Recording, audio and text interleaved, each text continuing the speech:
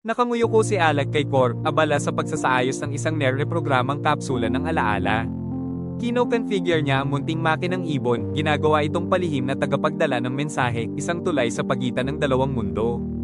Bawal na siyang makipag-usap kay Lyra, ngunit tumanggi siyang hayaang manaig ang katahimikan. Si Cor ang magiging tinig nila. Hindi niya agad napansin ang presensya ni Ingrid. Ang anino nito sa likuran niya ang nagpaalerto sa kanya. Pagtalikod niya, nandoon na ito, nakatayo ng tuwid at tahimik, ang mga mata nakatuon sa nakabukang lamang loob ng mensahero. Naintindihan na niya bago pa man makapagsalita si Alec. Ikaw pala, ang lumikha ng ugnayan.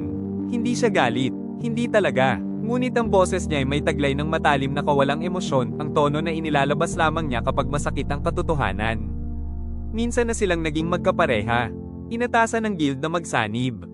Teknikal na ugnayan, pinagsasaluhang interface. Sa kultura ng silangan, ang ganitong pares ay kadalasang may kasamang habang-buhay na pagsasama, hindi para sa pag-ibig, kundi para sa bisa. Hindi pinaghihiwalay ang pag-iisang isip at ang araw-araw na pamumuhay. Ngunit naputol ang ugnayang iyon. Walang sigawan, walang drama.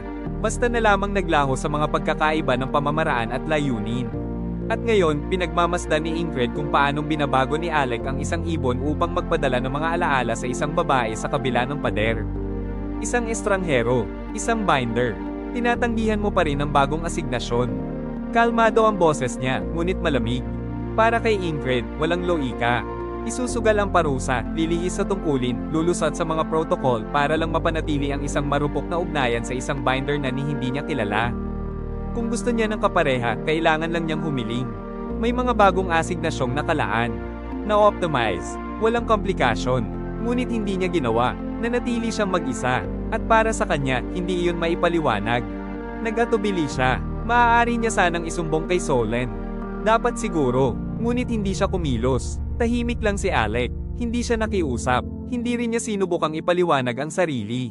At marahil yun mismo ang nagpaalab ng kanyang pagdududa. Tumalikod siya, hindi pa siya pumapanig, ngunit alam niyang kailangan din niyang pumili. Malapit na.